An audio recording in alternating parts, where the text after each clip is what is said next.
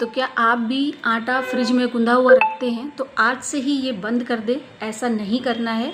क्योंकि देखिए, गूंधा आटा जब हम फ्रिज में रखते हैं तो उसमें नमी रहती है और कुछ समय बाद उसमें फंगस, बैक्टीरिया ये सारे बढ़ जाते हैं। तो लंबे समय तक एक और भी रीज़न है कि लंबे समय तक आप उसको गूंध के रख रहे हैं तो उसमें मतलब टेस्ट और गुणवत्ता भी कम हो जाती है। तो यही एक अच्छा उपाय है कि आप उतना ही आटा गूंधें जितना कि आपका एक टाइम में यूज़ हो। और क्योंकि गूंधे हुए आटे में देखिए, आप रोटी बना लें और एक टाइम की दूसरे टाइम में खा लें, लेकिन गूंधा हुआ आटा कभी भी फ्रिज में ना रखें। और गर्मी में तो स्पेशली बिल्कुल भी नहीं, क्योंकि वो खमीर भी हो जाता है।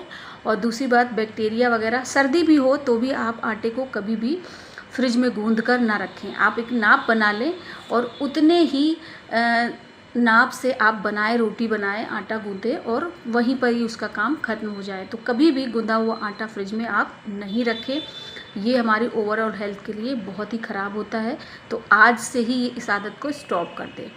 और दूसरी बात कि अगर आप फ्रिज में प्याज, लहसुन और आलू को रख रहे हैं तो देखिए, इसमें बहुत दिक्कत होती है।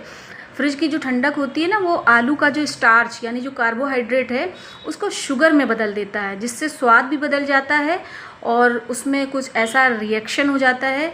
और प्याज की बात करें तो फ्रिज की नमी से जो प्याज है वो नरम और जल्दी ख़राब भी होती है और फफूंदी भी लगती है। और लहसुन जो है, एक तो वो अंकुरित होने लगता है क्योंकि नमी रहती है और उसकी खुशबू और स्वाद भी कम हो जाता है। बाकी कुछ केमिकल रिएक्शन भी होते हैं जिनकी वजह से ये हमारी हेल्थ के लिए ख़राब भी होता है। तो कभी भी आलू, प्याज और आपको लहसुन को फ्रिज में नहीं रखना है। दूसरा है कि देखिए, अगर आप गर्मी है और बाहर रखने से ये चीज़ें ख़राब हो रही हैं तो कोई बात नहीं, आप उतना ही ख़रीदें। आप जहाँ 1 किलो लेते थे वहाँ आप आधा किलो लें।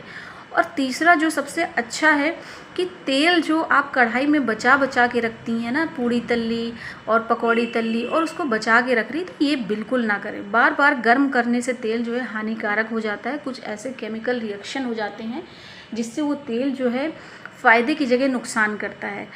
तो तेल की गुणवत्ता भी ख़राब होती है और उसके पोषक तत्व भी। और इससे बहुत तरह की समस्याएं भी होती हैं, जैसे शरीर में आपको स्वेलिंग, सूजन की प्रॉब्लम होती है। और तेल जो है जैसे गाढ़ा काला भी हो जाता है और उसमें बदबू, झाग भी आने लगते हैं। तो कभी भी तेल का रीयूज़ ना करें। आप उतना ही तेल लें जितना कि आपको यूज़ में आए। सपोज़ करें आप पूड़ी बना रहे हैं तो आप उतना ही तेल लें। अगर कम हो जाता है बीच में तो आप थोड़ा सा और डाल लें, लेकिन एक साथ इतना भर भर के